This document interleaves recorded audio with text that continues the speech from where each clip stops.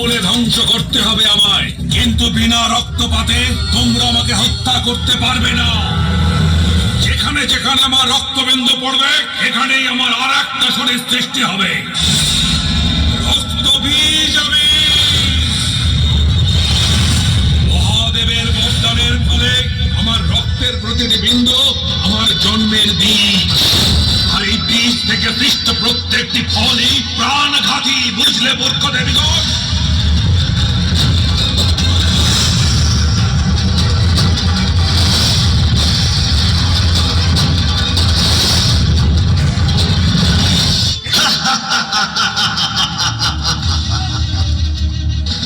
আমি নিজের চোখে কালীর বিনাশ দেখতে চাই। সে আমাদের সহস্র অসুরদের মুন্ডচ্ছেদ করেছে।